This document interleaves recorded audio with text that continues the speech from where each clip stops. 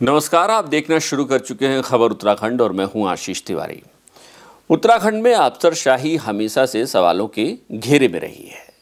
कई बार ऐसा लगता है कि सरकार अफसरों को काम पर भेजती है या फिर अफसर ही सरकार को काम पर लगाए रहते हैं। कई बार ऐसा लगता है, कहा जाता है कि अफसरों के लिए एक स्वर्ग की तरह है उत्तराखंड और बहुत सारे अफसर यहाँ आकर इस स्वर्ग का आनंद भी लेते हैं। कामकाज में ये दिखाई भी पड़ता है। चारधाम यात्रा की तैयारियों को लेकर अगर आप इस लिहाज से देखेंगे तो उत्तराखंड के अधिकारियों की ये आराम तलबी आपको नज़र आ जाएगी, अफसरशाही की आराम तलबी आपको नज़र आ जाएगी। हैरत में डालने वाली है ये बात, लेकिन ये बहुत हद तक सच भी है। और जब शुरू हुई चारधाम यात्रा, उसके बाद चारधाम यात्रा शुरू होने की महज अगले ही दिन ऐसी तस्वीरें आनी शुरू हुई जो न उत्तराखंड के लिए बेहतर थी और न ही पूरे देश में तीर्थाटन के लिए बेहतर कही जा सकती थी। ये तस्वीरें आईं यमुनोत्री से जब, तो हर तरफ एक ये संदेश चला गया। केदारनाथ से जब तस्वीरें आईं, ये संदेश चला गया कि उत्तराखंड में चारधाम यात्रा ठीक नहीं हो रही है, उसकी व्यवस्थाएं ठीक नहीं हैं। और ये बहुत हद तक बात ठीक भी थी, क्योंकि तस्वीरें हैं तो तस्वीरें तो तभी आई होंगी जब अव्यवस्था फैली होगी।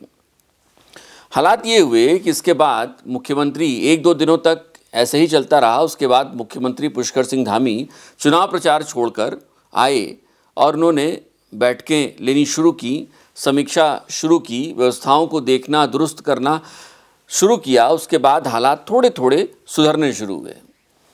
इसके बावजूद मुख्यमंत्री को खुद फील्ड में उतरना पड़ा। फील्ड में उतरकर उन्हें लोगों से मिलना पड़ा और ये संदेश देना पड़ा पर्यटकों से मिलकर, तीर्थयात्रियों से मिलकर, कि सब कुछ धीरे धीरे ठीक हो रहा है। इसकी बाकायदा तस्वीरें सूचना विभाग के ज़रिए जारी की गई। बाकायदा बयान जारी किया गया मुख्यमंत्री का कि उत्तराखंड की जो चारधाम यात्रा है वो अब व्यवस्थित रूप से चल रही है। आपको याद होगा, जब यमुनोत्री से तस्वीरें आई थी तब उसके बाद मुख्यमंत्री ने अपने सचिव मीनाक्षी सुंदरम को वहाँ पर कैंप करने के लिए कहा था। वो गए, कैंप किया, उसके बाद हालात सुधरे। यमुनोत्री की यात्रा बहुत हद तक व्यवस्थित हुई। इसके बाद ये सवाल उठने लगे कि क्या अन्य अधिकारी, जो आला अधिकारी हैं उत्तराखंड में, सचिवालय में बैठकर वो सारी व्यवस्था को देख रहे हैं, क्या उनको फील्ड में नहीं उतारा जाना चाहिए? ये बात शायद मुख्यमंत्री को भी समझ में आई। समीक्षा बैठकों के बाद उन्होंने अधिकारियों को फील्ड में जाने के निर्देश दिए और सबसे खास बात यह है कि न सिर्फ फील्ड में जाने के निर्देश दिए बल्कि सड़क मार्ग से फील्ड में जाने के निर्देश दिए। यानी आप हवाई मार्ग से न पहुँचे, फील्ड में सड़क मार्ग से पहुँचे, ताकि आप सड़क में इस मार्ग पे जो लोग, आम लोग हैं, उनको आने वाली परेशानियों से रूबरू हो पाएँ।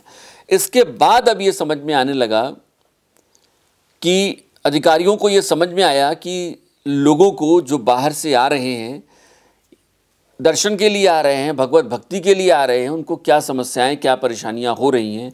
दो दो तीन तीन दिनों तक उनको अगर ऑफलाइन व्यवस्था ना हो, पंजीकरण ना हो, इसलिए रोक दिया जाए। अगर आपको मैं बताऊं तो खुद मुख्यमंत्री ने हरिद्वार, ऋषिकेश में दो दो दिन से रुके हुए ऐसे तीर्थयात्रियों को अपनी पहल पर आगे भेजा, उनका ऑफलाइन पंजीकरण कराया, जो दो दो तीन तीन दिन से रुके हुए थे और उनका पंजीकरण नहीं हो पा रहा था, क्योंकि अधिकारियों ने एकदम से ऑफलाइन पंजीकरण रुकवा दिया था। और बहुत सारे ऐसे लोग थे जो ऑनलाइन नहीं करा पाते हैं। ऑनलाइन पंजीकरण को में जिस तरीके से फॉर्म की फिलिंग करनी है, भरना, उसको भी लेकर बहुत सवाल उठ रहे हैं। शायद इस तरीके से फॉर्म ना भर पाएँ तो वो ऑफलाइन के लिए आते हैं, ऑफलाइन में उनको दो दो तीन तीन दिन के लिए इंतज़ार करना पड़ा। इसके बाद मुख्यमंत्री ने खुद पहल की।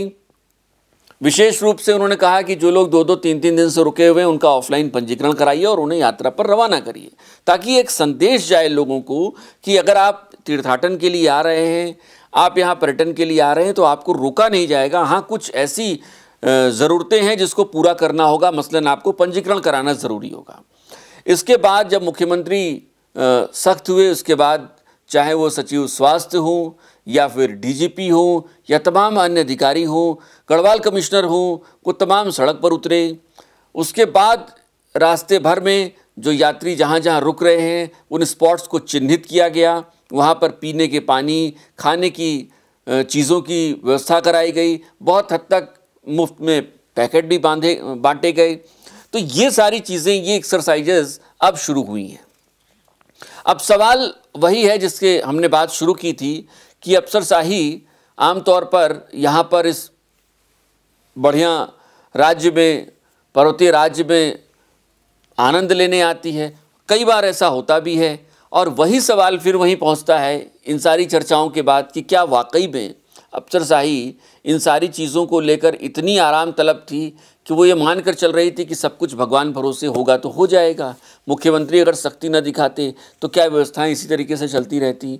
हालांकि पर्यटन मंत्री को इस पूरे यात्रा सीज़न के लिए सक्रिय होना चाहिए था, लेकिन वो सक्रिय नहीं हुए। शुरू में 15-20 दिन पहले, 1 महीने पहले कम से कम एक्सरसाइज शुरू कर दी गई होती तो शायद ये अव्यवस्थाएं जो हम लोगों ने देखी शुरू के कुछ दिनों में, 2-3 दिनों तक, वो अव्यवस्थाएं भी देखने को नहीं मिलती।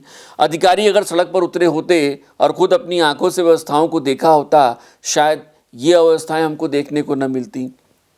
ये तमाम वो सवाल हैं जो इन 10 दिनों के भीतर, यात्रा शुरू होने के 10 दिनों के भीतर हमारे सामने खड़े हुए हैं कि क्या अफसरशाही अपनी उसी आराम तलबी की आदत को छोड़ने को राजी नहीं है, तैयार नहीं है। क्या इसी तरीके से काम होगा? क्या पिछले साल के अनुभव से हम सीख नहीं पा रहे हैं, या सीख तो ले रहे हैं लेकिन उसको इम्प्लीमेंट करने के लिए हम आगे नहीं बढ़ पा रहे हैं? वैसे अब मुख्यमंत्री ने एक और राय दी है, एक और बात कही है, एक नया बयान दिया है कि अब चारधाम की यात्रा को सुचारू रूप से करने के लिए कोशिश की जाएगी कि एक प्राधिकरण का निर्माण किया जाए, एक प्राधिकरण बनाया जाए। अब सवाल ये भी है कि जिस देवस्थानम बोर्ड को त्रिवेंद्र रावत ने बनाया था, उस देवस्थानम बोर्ड को तमाम विरोध के बाद उसको ख़त्म कर दिया गया और इसके बाद मुख्यमंत्री पुष्कर सिंह धामी इस बात को लेकर क्रेडिट भी लेते नज़र आए थे। लेकिन अब ये प्राधिकरण, हालांकि मुख्यमंत्री ने एक बात यहाँ ज़रूर कही है कि इस प्राधिकरण को बनाने से पहले वो तमाम लोगों से राय मशवरा करेंगे, उसके अधिकार क्या होंगे इसको लेकर चर्चाएं होंगी, लोगों से इस पर सलाह ली जाएगी, इसके बाद प्राधिकरण का निर्माण किया जाएगा।